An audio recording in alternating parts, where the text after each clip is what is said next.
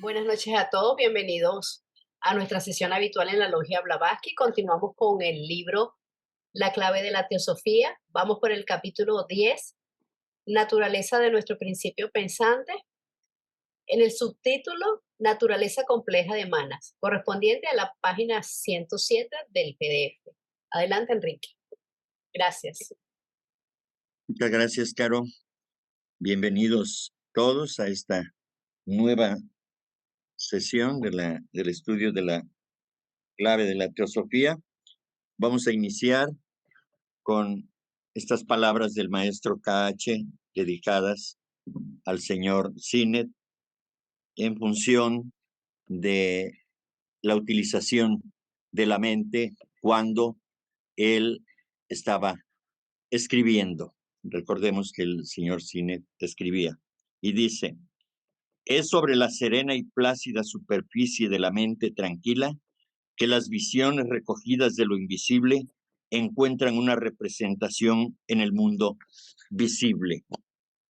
Entonces, veamos cómo el poder de la mente se manifiesta cuando esa mente está tranquila, cuando está sosegada, cuando está concentrada en un objeto, sobre todo en un objeto elevado.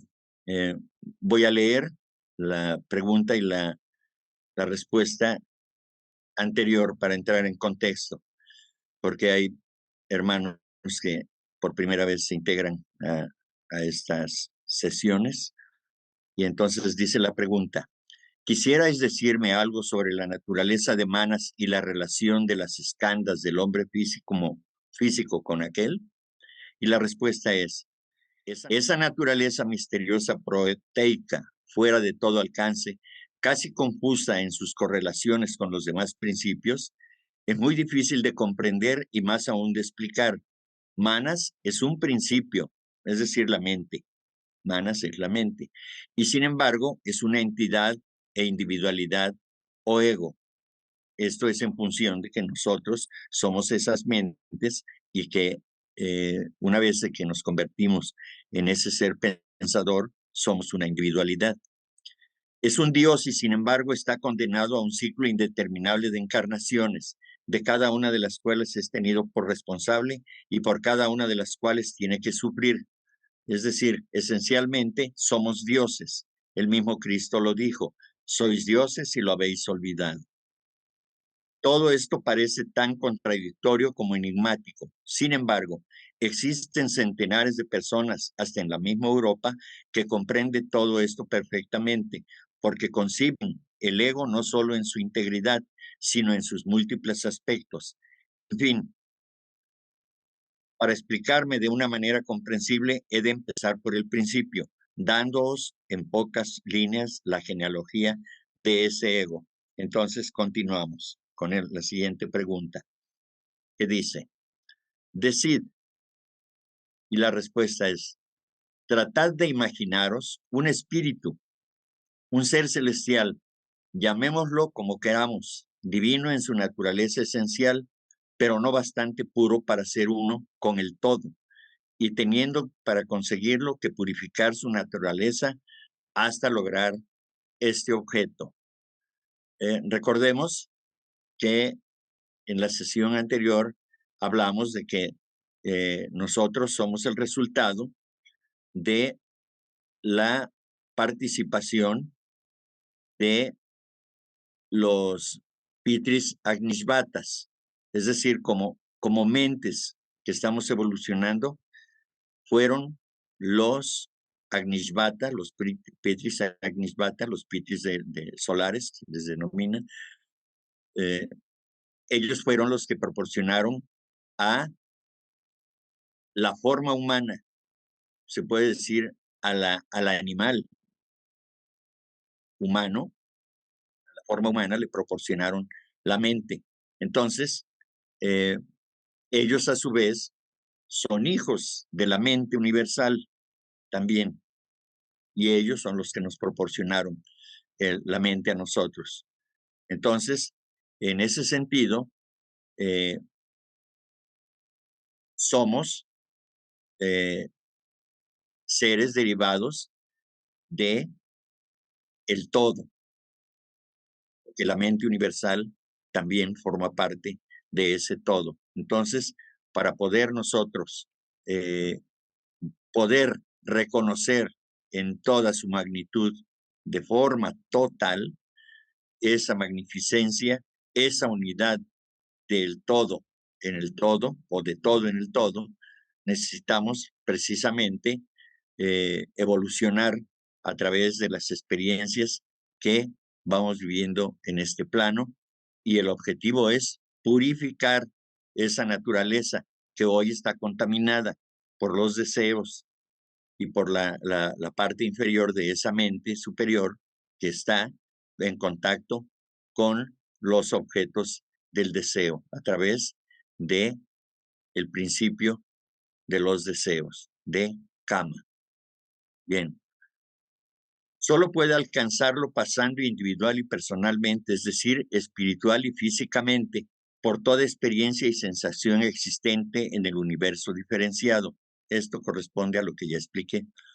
Por consiguiente, después de haber adquirido aquella experiencia en los reinos inferiores, habiendo ascendido más y más en la escala del ser, tiene que pasar por todas las experiencias de los planos humanos.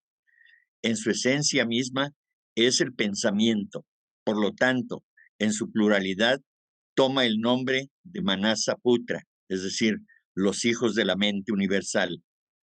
A este pensamiento individualizado es al que nosotros, los teósofos, llamamos el verdadero ego humano. Vean lo que dice aquí. A este pensamiento individualizado es al que nosotros, los teósofos, llamamos el verdadero ego humano, es decir, nosotros, la entidad pensante y prisionera en una prisión de carne y hueso. Eso es lo que somos, ese pensamiento individualizado, lo que somos, esa mente, esa entidad pensante, esa entidad que razona.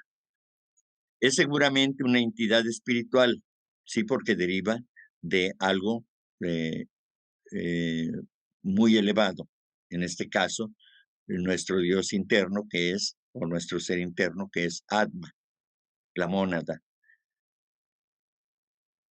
Es seguramente una entidad espiritual no material, y esas entidades son los egos que se encarnan animando a la masa de materia animal llamada humanidad, cuyo nombre es Manasaputra, y son las mentes. O sea, eh, son las mentes estas, los Manasaputras, son esas mentes poderosas que finalmente nos dan a nosotros como individuos, como dice aquí, como animales, nos proveen de esa mente, y es entonces cuando ya dejamos esta animalidad, ¿sí? Porque anteriormente, sí, no teniendo la mente, el uso del raciocinio, éramos como cualquier animal, nada más que con una forma humana. Mas una vez prisioneros o encarnados, conviértese en dual su esencia, es decir, los rayos de la mente divina y eterna, considerados como entidades individuales, adquieren un doble atributo, que es a su carácter esencial inherente, la aspiración de la mente al cielo, es decir, la mente superior o mana superior, y b, la cualidad humana de pensar o reflexión animal, relacionada, racionalizada por efecto de la superioridad del cerebro humano inclinado a karma. Aquí debe decir a kama, no karma. A kama o manas inferior. Kama es el centro del deseo, ¿sí? El uno gravita hacia Buddhi, es decir, el principio de mana superior, la mente superior. Y el otro tiende hacia abajo, hacia el centro de las pasiones, o sea, kama, y de los deseos animales. Para estos últimos no hay sitio en el Devachan, ni pueden asociarse con la tríada divina que como unidad asciende a la bienaventuranza mental. Sin embargo, el ego, la entidad manásica quiere decir la pensante, es responsable de todos los pecados de los atributos inferiores, del mismo modo que un padre es responsable de las transgresiones de su hijo mientras éste es irresponsable. Y refiriéndonos a este último la última parte de este párrafo, hablando de la responsabilidad que tiene la mente superior por el hecho de que la mente inferior, unida al centro de los deseos y las pasiones, comete todo género de errores, de abusos y de acciones que perjudican a la parte superior. Entonces, aquí cabe preguntar, ¿y cómo? Si tiene tanto poder esa mente superior, ¿cómo es posible que no pueda dominar a la parte inferior?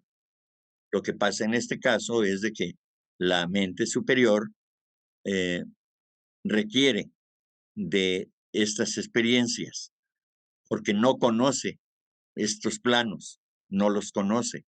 Y entonces utiliza a la parte inferior para que se contacte eh, con estos planos inferiores, y es de ese modo que poco a poco va aprendiendo.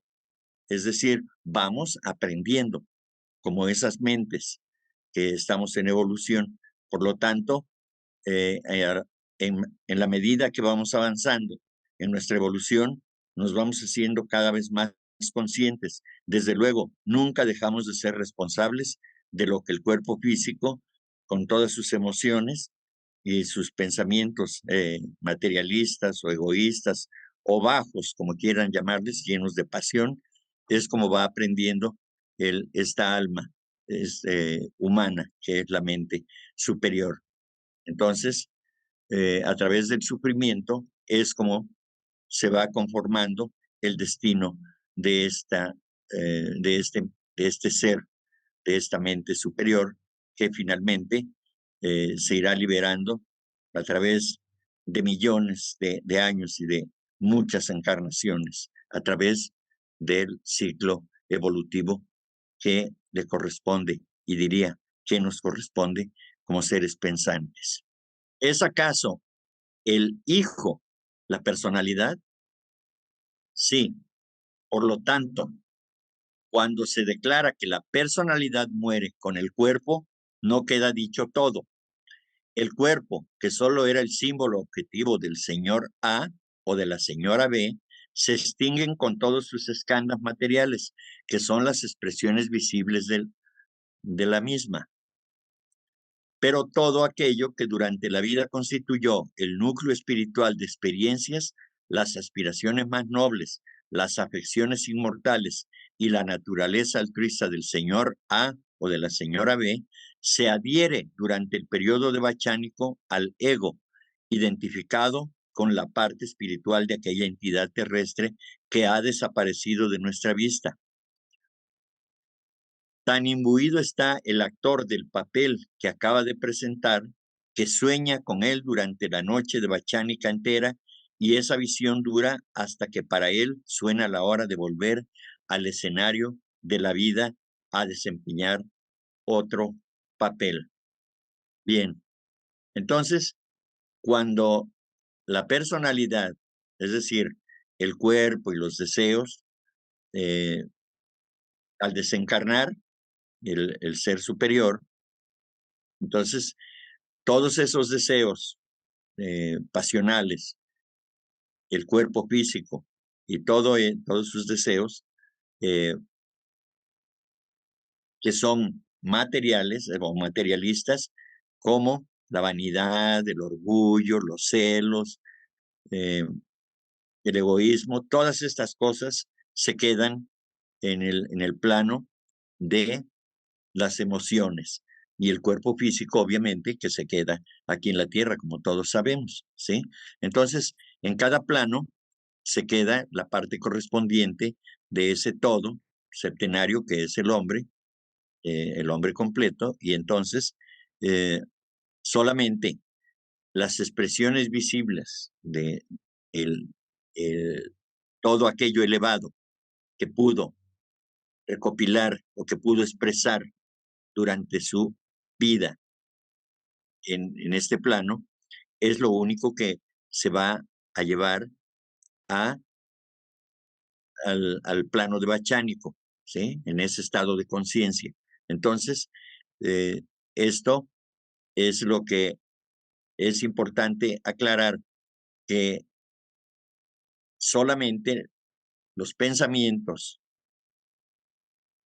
las acciones, los sentimientos de altruismo, todo aquello que es elevado, que tiene que ver con el amor, que tiene que ver con el desapego de la materia, es con lo único que podemos convivir de manera consciente en ese plano devachánico, en el plano mental, para decir mejor, cuando estamos en estado de conciencia de devachán, es decir, con una paz inmensa que por el momento no nos es posible alcanzar a comprender esa paz.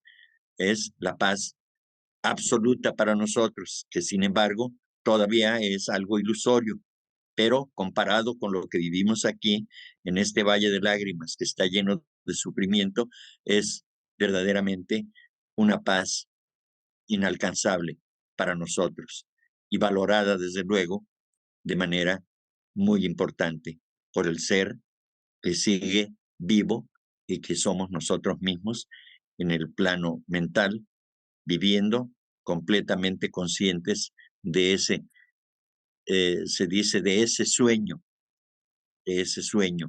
en el que nos vamos a sumir cuando desencarnemos durante siglos o durante décadas o durante años o muy poco tiempo, de acuerdo a el propio karma de cada uno de nosotros. Entonces, esto es lo que tenemos con respecto a, a esta personalidad. ¿Eh? La pregunta dice, pero ¿cómo se explica que esta doctrina, la cual seguía de Cis, es tan antigua como el pensamiento humano, no haya penetrado en la teología cristiana? La respuesta es, estáis equivocado. Ha penetrado en ella, solo que de tal modo la ha desfigurado la teología que está desconocida, como sucede con muchas otras doctrinas. La teología llama al ego el ángel que Dios nos da en el momento de nacer para cuidar de nuestra alma. Y en vez de hacer responsable a aquel ángel de las transgresiones de la pobre alma desamparada, esta última es la que, según la teología, recibe castigo por todos los pecados, tanto de la carne como de la mente. Y es el alma, el hálito inmaterial de Dios y su pretendida creación, la que, gracias a una de las tretas intelectuales más extraordinarias que se han conocido, está condenada a arder sin consumirse jamás en un infierno material, mientras que el ángel, después de plegar sus blancas alas, que humedece con unas cuantas lágrimas, escapa ileso.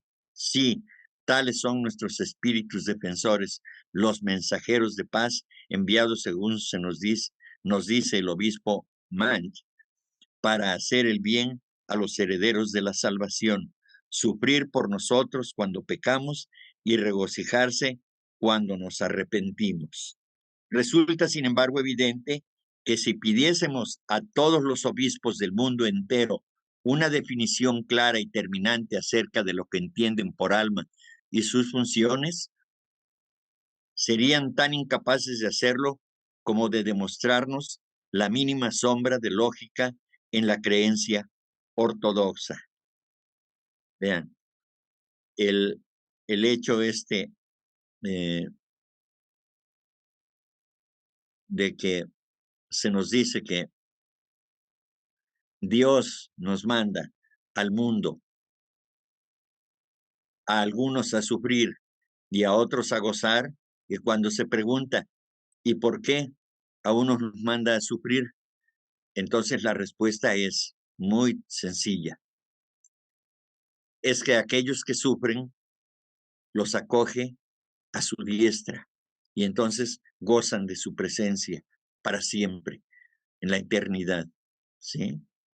Entonces, ese Dios caprichoso que sabe, que envió, que creó ciertas almas para que vengan a sufrir y luego darles un premio, no puede ser otra cosa más que una aberración, una idea aberrante. Nadie en su sano juicio, creerá que Dios tiene el gusto de ver sufrir a sus hijos, a los que creó, para luego llevarlos. Ahora sí ya te mereces el premio porque sufriste mucho. Eso, eso es terrible. Y, y lamentablemente así lo cree la mayor parte de la humanidad, por lo menos al parecer los cristianos. ¿Sí? Entonces, esto debemos desterrarlo para nosotros que estudiamos esto, no como una obligación, sino algo razonado. Nosotros no podemos obligar a nadie, o yo no puedo obligar a nadie a que crean lo que yo estoy diciendo. Puede estar en desacuerdo por completo, pero es una invitación para que reflexionemos sobre lo que se nos ha enseñado en las iglesias, en los templos. Entonces, eh, queda ahí este comentario. Y volvemos a la llamada a las 51, por favor, arriba. Aquí dice, sin consumirse jamás esta alma, ¿no? Que va a sufrir los fuegos eternos. Y no se puede, dice que no se puede sin consumirse jamás, ya que es de una naturaleza como el amianto o asbesto, según la elocuente y fogosa expresión de un moderno tertuliano inglés. Eh, sabemos que, o conocemos que el asbesto no, no se consume por el fuego. Regularmente eso no ocurre.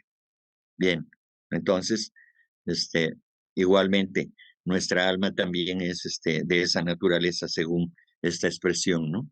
Bien. Pero también hay la otra situación con respecto a ello mismo. Es decir, no se habla de un infierno espiritual. Se supone que es un infierno físico, con llamas físicas, como las llamas que conocemos. Y entonces en el Bhagavad Gita dice Krishna a Arjuna que cuando le dice que no tema por perder la vida, porque perder la vida no significa nada, porque se muere el cuerpo, pero el alma sigue viva. Y entonces nada, ni espada, ni fuego, ni ácido, ni nada puede dañar todo aquello que sea físico al alma que es espiritual. Entonces, es eso, es eso lo que debemos reflexionar justamente. Ahora vamos a este subtítulo. El Evangelio de San Juan enseña esta doctrina. Pregunta.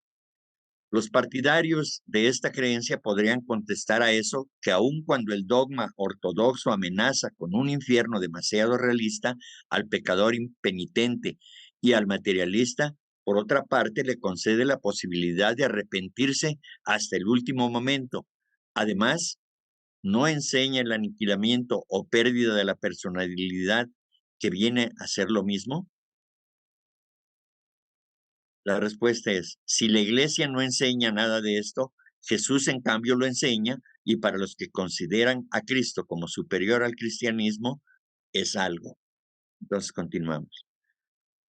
¿Enseña Cristo cosa semejante? La respuesta es, lo enseña y todo ocultista bien informado y hasta cualquier cabalista os dirá lo mismo. Cristo, o al menos el cuarto evangelio, que es el de Juan, enseña la reencarnación como también el aniquilamiento de la personalidad, según podéis ver si descartáis la letra muerta y os atenéis al espíritu esotérico. Recordar los versículos primero y segundo del capítulo 15 de San Juan.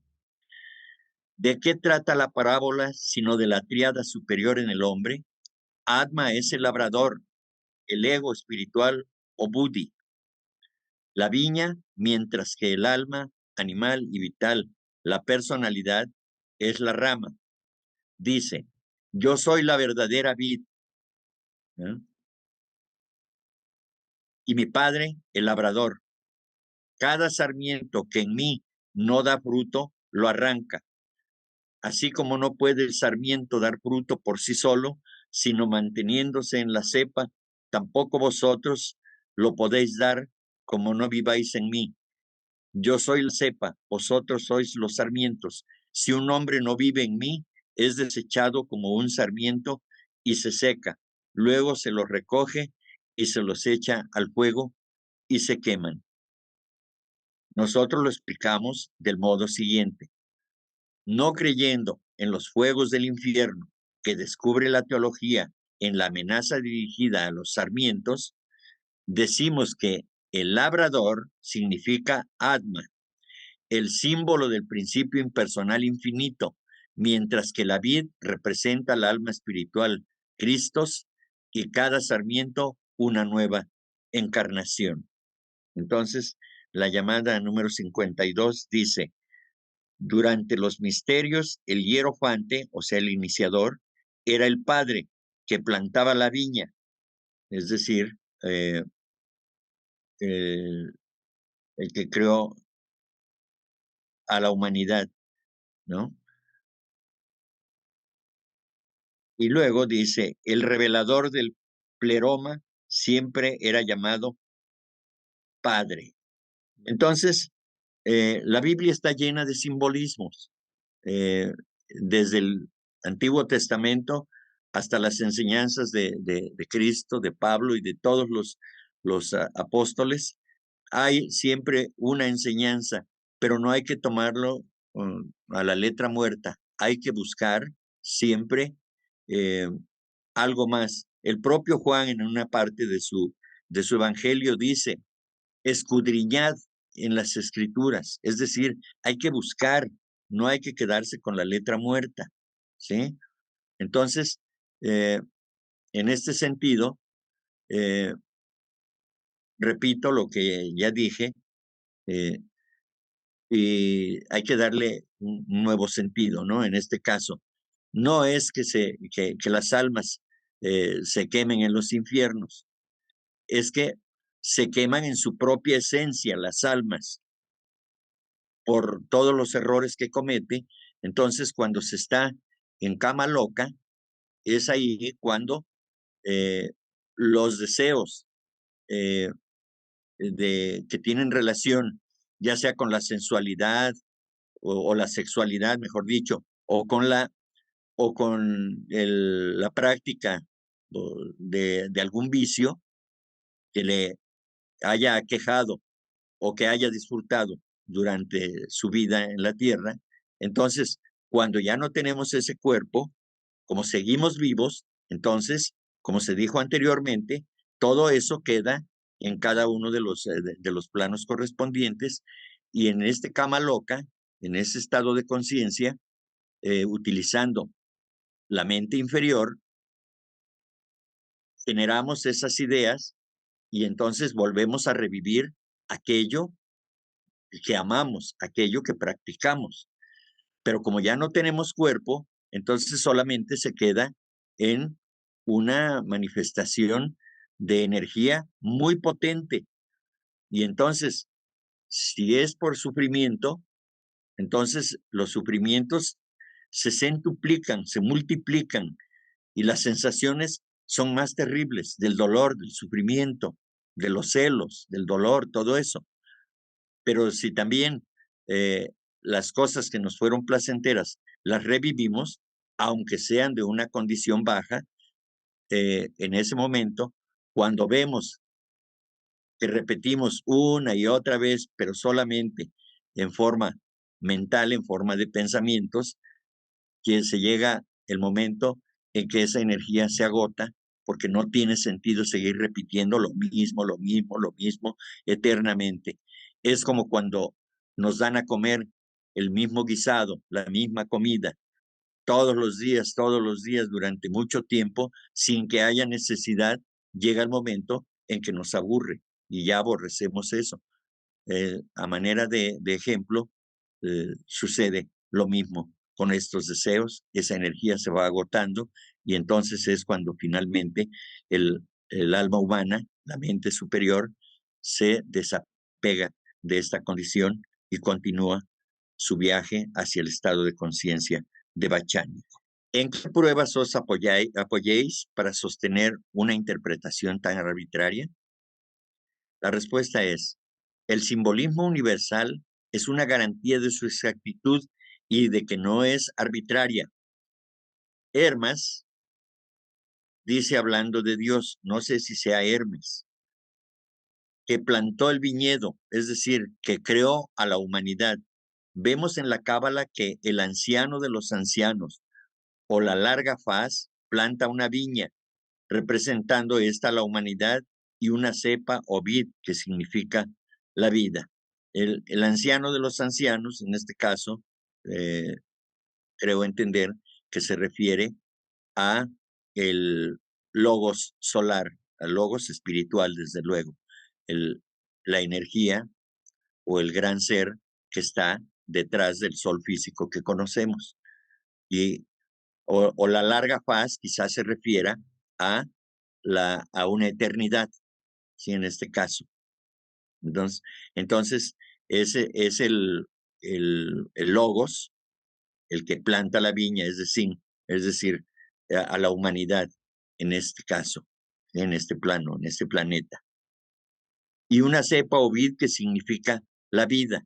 En este caso, la humanidad está acompañada de esa vida. En este caso, diríamos que es prana, ¿no? Por esta razón, al espíritu del rey Mesías nos lo representa lavando sus vestiduras en el vino de arriba, desde la creación del mundo. Es decir, durante los misterios, el hierofante, no, perdón, esto es en el capítulo 40 del Zohar, en el versículo 10. Bien, el rey Mesías es el ego purificado por el lavado de sus vestiduras, es decir, las personalidades de sus renacimientos en el vino de arriba o Budi, ¿sí? Cuando se habla de Budi, se habla de algo elevado, como cuando en los pasajes bíblicos se dice que eh, alguno de los personajes bíblicos se dirigió al monte tal, ¿sí? Todas las elevaciones, todos los montes, en este caso, es algo elevado, ¿sí? Elevado en el sentido espiritual, ¿sí? Porque Budi es un principio que está por encima del principio manásico o pensador. Adam o Adam es la sangre. La vida de la carne está en la sangre, nefesh, alma. Eso dice el Levítico 17. Y Adam Cadmón es el único engendrado. También Noé planta un viñedo, la cuna alegórica de la futura humanidad. Como consecuencia de la adopción de la misma alegoría, la hallamos reproducida en el Códex Nazareno. 7 son las cepas o vidas creadas, cuyas 7 cepas son nuestras razas, con sus 7 salvadores o budas, que nacen en Yucabar, Sibo y Aebel Shibo, las riega. Cuando ascienden, los bienaventurados hasta las criaturas de luz contemplarán a Yucabar Shibo, Señor de la vida y la primera vid. Estas metáforas también son del código nazareno. Bien, vamos a terminar aquí